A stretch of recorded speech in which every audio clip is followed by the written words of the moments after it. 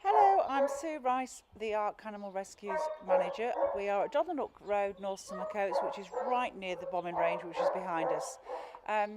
The Ark Animal Rescue Centre started approximately 30 years ago with my mum, who was fostering for a local charity just doing cats.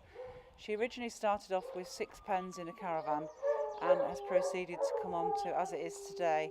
I joined Mum approximately 8 years ago due to her ill health. She still lives here on site with me, and this is how we are today. Have you noticed a rise in animal abandonment? I certainly have.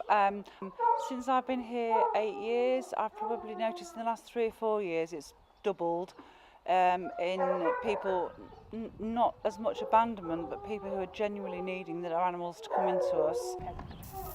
Does it make you mad that people just abandon their animals when there's places like this, and why can't they just bring them in and say, I can't? Yeah, when you do my sort of job, you end up disliking people quite a lot. There's obviously each special case, each dog, each cat, each horse, each goat, each chicken has got its own special story. And there are some genuine places out there, people out there, who, for whatever reason, they can't look after their dog. But when it's a genuine leave the dog tied up somewhere and not notify anybody about it, when we have had dogs left here, and we've had cats left here, but I don't know how they could sleep really, and it does make me mad, and it actually makes me very antisocial towards people, but I have to be polite because without the people we can't run. Do you find there's any competition between charities like this? What about the RSPCA and Blue Cross? I don't think, yes and no. If I'm honest, we are a totally different aspect to the Blue Cross and the RSPCA. Their job and their charity is basically for caring for dogs that are injured or strays. Even the RSPCA have had to make cutbacks. They can only deal with injured strays, and the Blue Cross now will only deal with injured strays, which means we've got an awful lot of pressure on us to take on everything here because we're the only local charity that does so. So we're not in competition, we're totally different. We haven't got a veterinary hospital, we haven't got thousands of pounds in a precious big pot to spend on them. So what we do is a very small drop in the ocean compared to the big charities like the RSPCA and the Blue Cross. So, if the UK is apparently a country of animal lovers, why do you think we need these charities?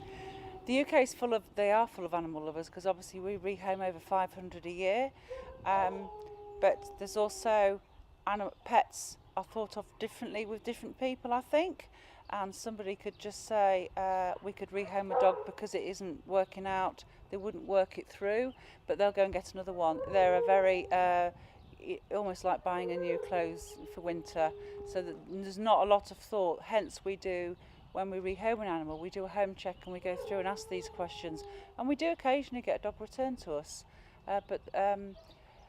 yeah, I think it's always going to be an ongoing problem. I don't think we're ever going to solve it really. That was my next question. What do you think is the solution, if any? Okay, my solution would be, my ideal solution is that everything is spayed. You'd have to have a licence to breed.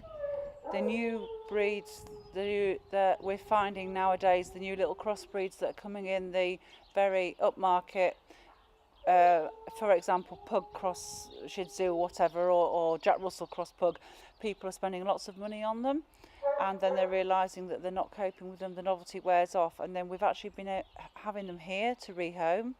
If people just really thought it through, what's going to need that dog for so many years, that cat for so many years, to work it through, and when it gets old it's going to need extra special care, because the rehoming and the abandonment doesn't own just young dogs, it's old dogs as well. But if people could just think a little bit more about no, it's like an impulse buy. When you see a bargain in a shop, you go and buy it. People will come here and want to take an animal home, and it's one of our problems. We don't let them. They have to go home, think about it, arrange a home check. And if everybody did that, then probably the problem would be less, and definitely stop the breeding.